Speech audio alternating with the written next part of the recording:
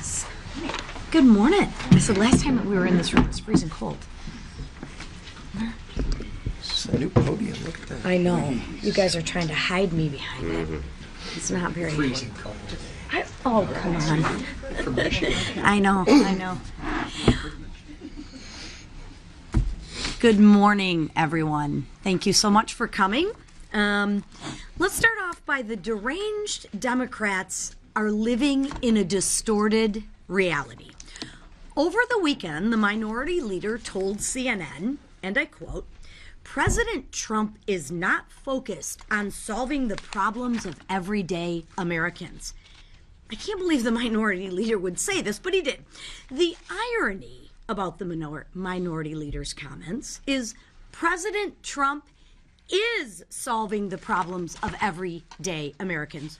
For example, the comment comes after Democrats voted against securing our border and making our communities safe. Meanwhile, President Trump has secured our borders. He has only been in office for less than 2 months.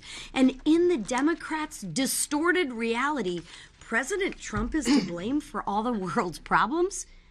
He inherited these problems, when in reality, Democrats are the ones who caused the problems.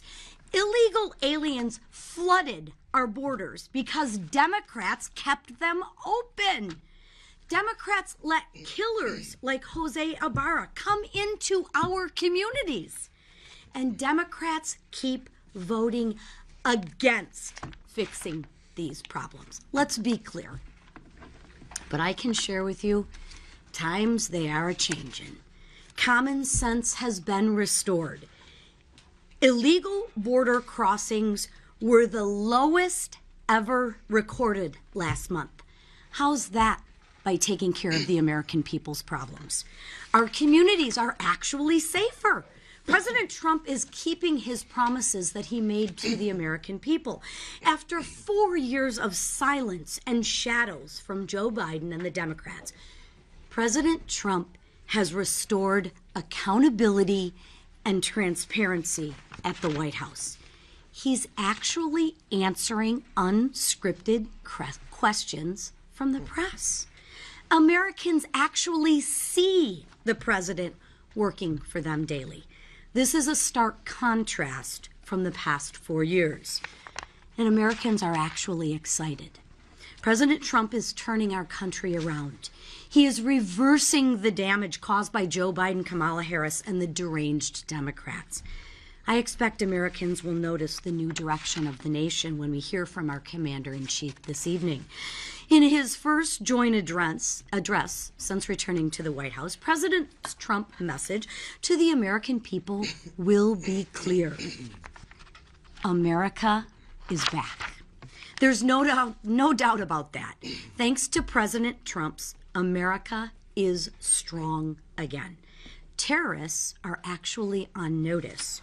Our enemies and adversaries actually fear and respect us again, especially our allies. America will no longer be taken advantage of. This was made clear in the Oval Office on Friday. So let's be clear. The war in Ukraine started while Joe Biden was president. I just got to remind everyone of those facts. And President Trump is the president that's actually trying to end it. So one president starts the war, the other president actually tries to end the war. He inherited this mess from Biden. I know the Democrats want you to forget about that, but every once in a while we have to reset that playing field and remind people. In less than 2 months, President Trump has restored peace through strength and turned the page on Biden's blunders on the world stage. But that's just one of his many accomplishments. President Trump is working at an unprecedented pace. He's putting America and its people first. That's exactly what we just heard from our Secretary of Defense. The president's efforts to rid the Department of Defense of DEI has been profoundly positive.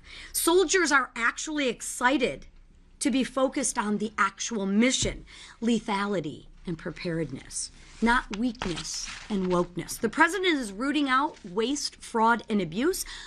of taxpayer dollars at the Pentagon. As I mentioned, he returned to the White House and has set Democrats into complete and utter disarray. They have no vision, no plan, and no leader. They only have one thing to offer the American people, and that's fear-mongering. This has caused a messaging crisis in the Democratic Party. They are clearly scrambling.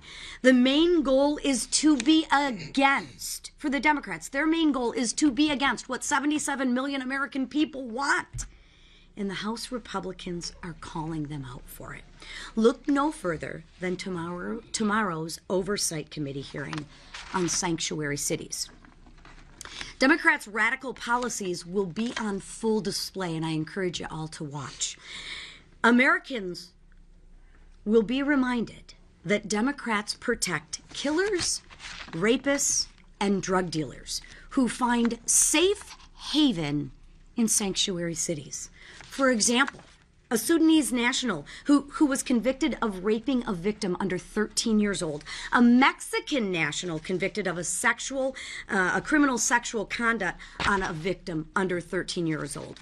Both were arrested by ICE in St. Paul, Minnesota, a sanctuary city.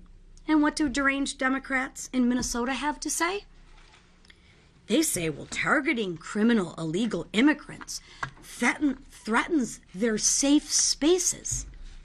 Threatens the safe spaces of whom? Listen to what the Democrats are saying. Instead of showing empathy, they are siding with and protecting criminals, violent, illegal, alien criminals. Meanwhile, Republicans actually stand with the victims. We actually stand for legal. We actually stand for law and order. What about the American people's safe spaces? Do they count? House Republicans will hold these mayors accountable. Refusing to cooperate with immigration law puts communities and Americans in danger. But it doesn't stop there. Even in the U.S. House of Representatives, deranged Democrats hold briefings and post videos on how to avoid ICE. That's pretty American, huh? They are literally helping criminal, illegal immigrants. This is a result of having no vision for the American people. But I'm here to share with you Americans can be optimistic because real leadership returned to the White House. Leadership in our country that our country desperately needs. The leadership 77 million Americans voted for. Together, President Trump and House Republicans will stop sanctuary cities. Sanctuary city policies are wreaking havoc on our communities, like the ones Representative Gabe Evans represents in the northern Denver suburbs. Rep. Evans has joined us today to help tell the local stories, like the story of the Trende Dagwa who took over an apartment complex in the Denver suburbs. They used it to kidnap and torture people at gunpoint. Not real good people. It's a shame that this is happening in America. But I'll turn it over now to Gabe to let him tell his story. Well, thank you, Chairwoman. Gabe Evans from Colorado's 8th Congressional District, and I was a police officer in the Denver metro area for over a decade. In fact, today I'm still wearing my police boots. They're on their third set of soles because that is what keeps me ground Congress. I'm focused on serving the victims of these crimes that you just heard the Chairwoman talk about. Let's talk some of the statistics that have happened in Colorado as a result of these sanctuary policies. When I started my law enforcement career, Colorado was 31st in the nation for our crime rate. We're now number 4. Colorado is number 2 in the nation for teenagers overdosing and dying on illegal drugs, predominantly fentanyl. Colorado is once again got the highest rate of motor vehicle theft out of all of the 50 states. As a police officer for over a decade in the Denver metro area, I saw firsthand what was contributing to these problems, and a significant percentage of the blame lays on sanctuary city and state policies that allow violent transnational criminal organizations and cartels to come into our community and find safe harbor. Recent headline news in Colorado showed that violent gangs like Trende Aragua have looked at Denver, Colorado to be their national headquarters as a result of these sanctuary policies. In fact, very recently, ICE in Denver sent out a tweet where they highlighted that the Denver City and County Jail would not honor ICE immigration detainers, and as a result, they released a Tren de Aragua gang member back into the public. Immigration and Customs officers had to go into the public to arrest this individual again, who assaulted officers in the process.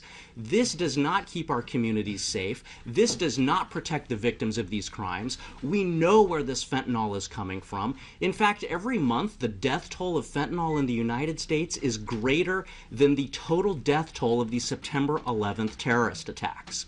And so with the designation of these cartels as terrorist organizations, it's incumbent that sanctuary cities and states get on board with the program and focus on protecting their communities and focus on allowing law enforcement to be able to work with their federal counterparts to be able to degrade and disrupt these criminal organizations that are operating in our communities and peddling poison by using immigration laws to be able to get these violent cartels, get these violent traffickers of people out of our community by using immigration laws and by being able to use that partnership with the federal law enforcement apparatus. And so tomorrow in the hearing, we are going to highlight how these sanctuary city and state policies fail public safety, make America less safe, and why we need to continue to pave the path forward to build those safe communities that we all deserve. I am of Hispanic descent, and so I can speak particularly to the fact that this is something that is critically important to the Hispanic communities. Hispanic communities critically want safe places to be able to raise the next generation here in the United States of America, and tomorrow we're going to highlight how we get these policies in sanctuary cities and states reversed to give that safe future for all Americans, particularly in places like Colorado and Denver. Thank you so much. Thanks, Gabe. Tonight, President Trump will address Congress and the American people to highlight his historic actions and bold vision to renew the American dream. I have no doubt it's going to be big. The president's first 43 days in office can be summed up in 4 words: promises made, promises kept. From bringing back American manufacturing with over $1.7 trillion in new investments, to saving taxpayers billions by rooting out waste, fraud, and abuse in the federal government, to reestablishing peace through strength and America's position on the world stage, to paving the way for our country to achieve energy independence once again, and ending the crisis at our southern border, resulting in the lowest border numbers in history, and even driving reverse migration. President Trump has delivered countless victories to celebrate tonight. And if it's a preview of what's to come, which I believe it is, America has a great 4 years to look forward to as President Trump renews the American dream and unlocks our country's golden age. Now, before I go, I want to say that I'm also looking forward to welcoming my guests for the joint address tonight in the Capitol.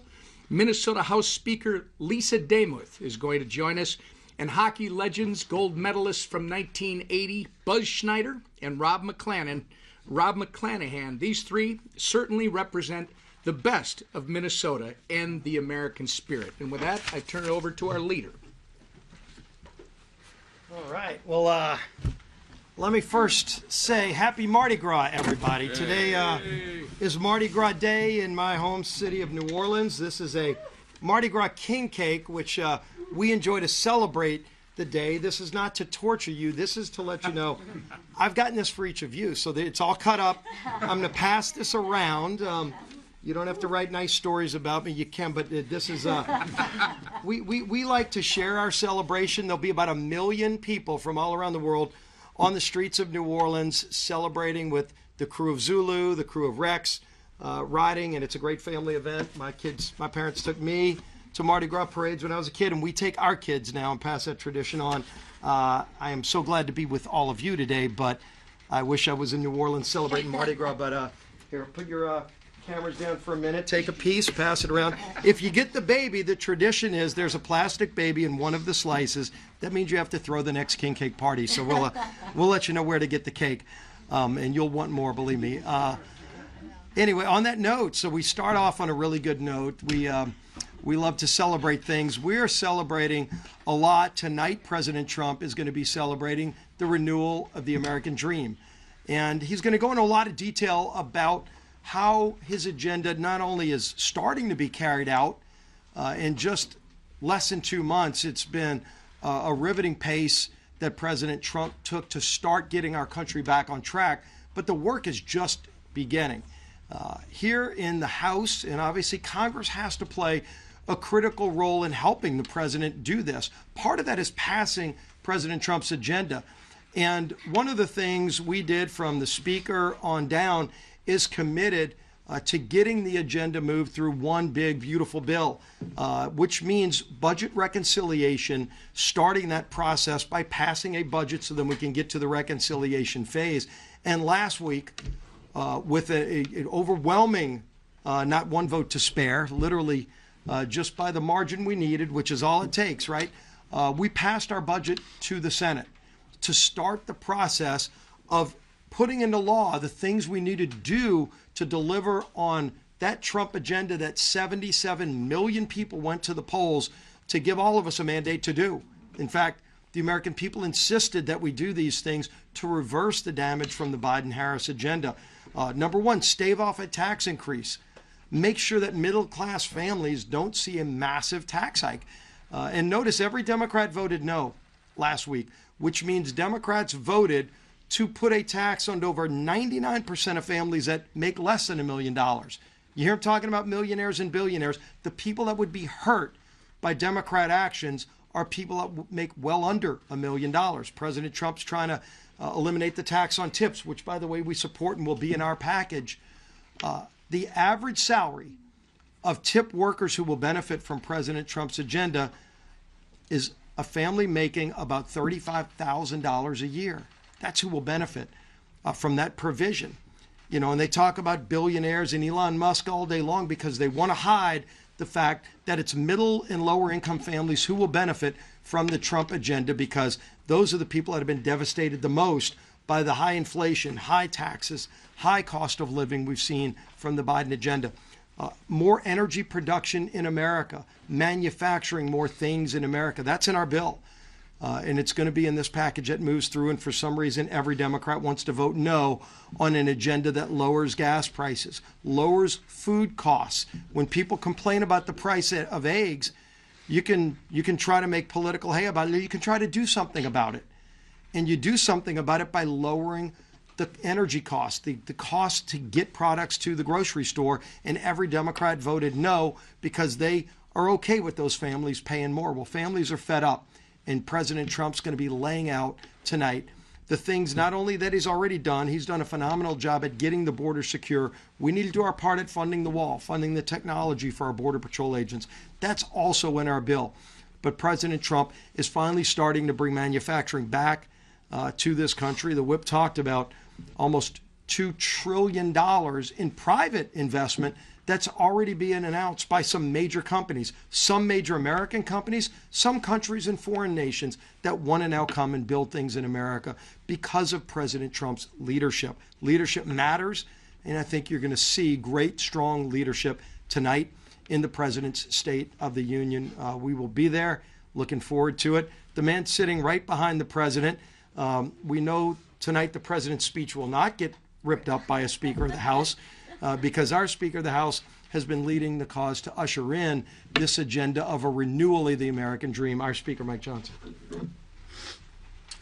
Thank you, Mr. Leader. Thanks to all of you. No, we will not be ripping up the speech tonight. I would like to frame it in gilded gold, but I'm not sure how to do that from the podium. I want to welcome you all and happy Mardi Gras. And if I had forethought, I would have brought beads to throw at you. You would have had the whole experience. We had a great weekend. Let me give you a recap on a few things. We had a great weekend down in Florida. We had the House Republicans gathered in Miami for an NRCC winter retreat. It's an annual tradition, and The vibe is so good among Republicans. We had our largest attendance ever. The most members ever participated with their families, and lots of friends and donors and supporters of the cause were down there with us in a great time. We understand that nobody really wants to talk about 2026 yet, the midterm cycle, but we are, because we are very excited about what that is going to yield. We're in very strong position to defy what is the norm. It's not traditionally expected for a new president to pick up seats in that first 2-year midterm for his party, but we are going to grow the majority next year, and we have a great plan to do that. We will be riding the wave of the popularity of President Trump's policies, and he is doing some things that everybody in the country is excited about. Once all this is signed into law, the American people are going to begin to feel real relief at the pump, in their bank account, and in safer communities. This set of policies is what the president ran on, and all of us ran on, and we'll be checking the boxes along the way. Now, polling continues to show the American people are with us on the issues. In Congress, we have the highest approval rating in 4 years. Among Republicans in our party, we have the highest approval rating in over 20 years. You have to go back to August of 2005 to see similar numbers. And I think the reason for that is because we're restoring common sense. And that is the theme that the president keeps reiterating over and over. We're restoring what makes sense to the people. And this contrast between our policies and our ideas and this common sense agenda is very different than our Democrat colleagues. They are defending wasteful government spending right now. They're opposing tax cuts for working families. They're supporting open borders in sanctuary cities, you heard about this morning. And they're doing all that above the well-being of the American people. And the American people are taking note. And while House Democrats struggle to find a message that hasn't already been rejected by the American people, House Republicans are going to continue to deliver for the country.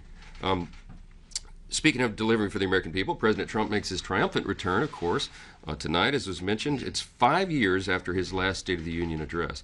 This is a joint address to Congress, not a State of the Union, because a State of the Union is typically delivered on or around the sort of the 1-year anniversary, first year in office. But this president is working so quickly, I invited him to come early in the process to give this joint address because there's so much to report to the people, and we're delighted he's going to be there. If he just stood at the Speaker's rostrum and read off all his list of accomplishments since January 20th, we'd be there all night. I don't expect it will go that long. He's going to give a truncated version of this.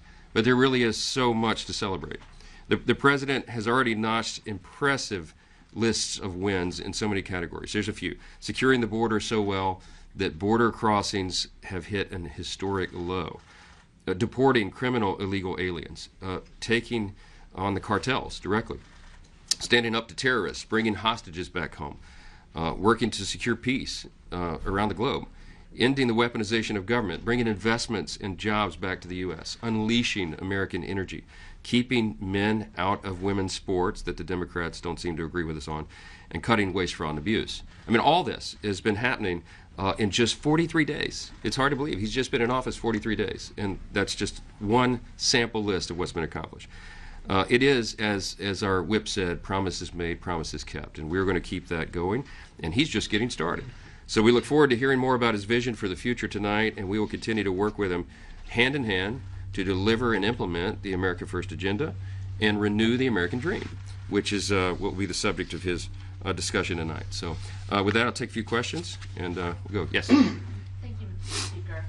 Democrats have been seizing on footage of protesters at Republican town halls, and now they're pushing back on, I guess, reporting that there's been discretion that Republicans should hold less town halls. I mean, do you think that that's what your members should be doing? Do you think that they should be... Well, look, we've been encouraging our members to communicate directly with their constituents, and they're anxious to do that. There's lots of different ways and forums to do it. You could do it in telephone town halls. You can have small subgroups of people from different industries and segments of the community. We find that to be very, very productive, and more productive than if you just go to an open forum right now. Why? Because we've seen this movie before. George Soros-funded groups and others literally pay protesters, and I saw my friend Hakeem Jeffries decrying that I've said that, but we know that that is a fact. Democrat activists who don't live in the district very often will show up for these town hall events, and they'll go in an hour early and they'll fill all the seats, and so the constituents and the people from the community that are actually represented don't even get a seat. Now, I'm not saying everyone in these, all the Democrats in these town halls that you've seen on television were not from the local area, but look, there are people who do this as a profession. They're professional protesters. So why would we give them a forum to do that right now? The best thing that our members can do is communicate directly, frequently, consistently with their constituents, and there are other avenues to do it than just going in to try to give the other side sound bites. I mean, they're doing this for the cameras, we all know it, and I think it's wise not to play into it right now. So that's my position. Yes? Speaker, would you have preferred, or should Secretary Rubio have gone through the Congress on the $3 billion arms sales announced to Israel over the weekend? And what do you hope to hear from President Trump tonight on what's next for Gaza? Well, I think we'll have some important information on that tonight. From my perspective, what is happening at the Secretary of State, Department of Defense, and of course all through the White House is well within the President's authority. They have discretion on some of these funds and how to use them. There's been consternation about the announcement that they would pause military aid to Ukraine, and I had a few people ask me this morning, well, don't you think that's a violation of separation of powers or something? It's not. The President has authority to do that, to act as the Commander-in-Chief, to use the strategy that he and his team believe is best fit for that. It's not changing or redirecting something that Congress did, unlike the Biden administration. You remember with Israel, he was basically redirecting whole categories of, for example, armaments and bombs that Congress had duly enacted, had voted to send to Israel. They were trying to redirect and hold it in perpetuity. This is different. A temporary pause, I think, is a strategic move by the Commander-in-Chief, and we support that. And so we'll see. I think there'll be more information about it tonight and in the days ahead, and we'll see how it develops. Mr. Speaker, if you're moving ahead with a clean CR at current spending levels, does that mean that Congress will be funding programs that may have been eliminated or frozen? And if so, how do you intend to address that? Yeah, so a clean CR allows us to avoid a government shutdown, which isn't good for anyone, while the DOGE effort continues, and it's really critical work, finding fraud, waste, and abuse throughout the government. So what the DOGE effort will do is prepare recommendations for FY26. We have to get FY25 done. We will not be funding fraud, waste, and abuse that's already been discovered. As soon as that is qualified and quantified, okay, it will be codified in that sequence. And what that means is we have a deadline of March 14. We don't have time to calculate all the things in major categories to work in an appropriations process in that amount of time. So what will happen is that a clean CR requested and supported by the President and all of us, we will fund the government responsibly, and at OMB, the Office of Management and Budget, and the White House, they will not direct funds to these categories of things that have been shown to be abusive. What will happen on the back end, is the way the procedure works, is that we'll be able to go back later and do rescissions and handle it in other ways. The big savings that DOGE is finding, and I'm very excited about this. I've been meeting with Elon Musk about it regularly. We talk about it often. That will be a part of FY26. We're going to get back to regular order, restore the process. We'll get a budget from the White House that reflects all of those savings, because there'll be time to calculate it and do that. And then we will begin the appropriations process for FY26. I think it's going to be a very exciting development, because we're going to do it differently than it's been done in years. We'll have whole categories, big savings, I believe, that will change the equation. And it's going to be a great thing for the American people. Last question, on Ukraine. There are major tariffs that have obviously going into place today. Lots of concerns from the business community, from Americans. What is your message to those who are very worried that we could be at the start of a long and painful trade war? Well, look, I don't think anybody envisions a trade war or looks forward to that, but I do think President Trump makes a great point. I've always thought of myself, I came up as a Reagan Republican, and we believe in free markets and free trade. And the president was really ahead of his time. Back in 2015, 2016, when he first began to run for president, he would often correct us. He'd say, yes, free trade, but fair trade.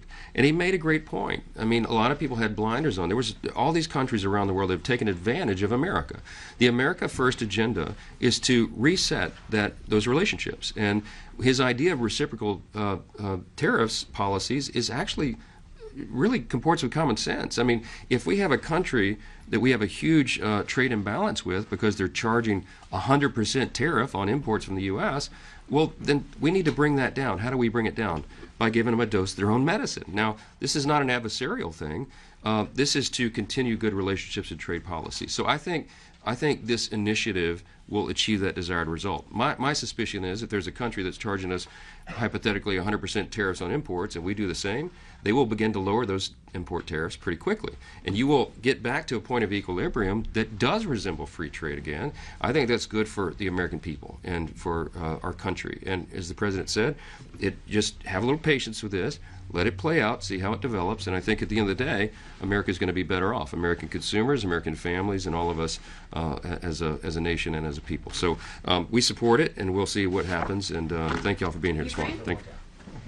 Greg, can I ask, we cut off funding, we cut off aid to an ally of war. Well, I just addressed it. So it's a temporary pause, and it is to do a reset. I am heartened by the development that President Zelensky has indicated that he does want to do this deal after all on the mineral rights.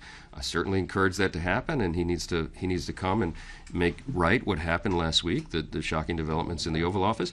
And if he does that, I think this is the win-win-win scenario for everybody involved. I think it's the best deal that could be offered, and it will assist the Ukrainian people. So I encourage him to do that. Thank you. A nice, Mardi Gras. That was great, and great tie. Great tie. Who got the baby? Yeah.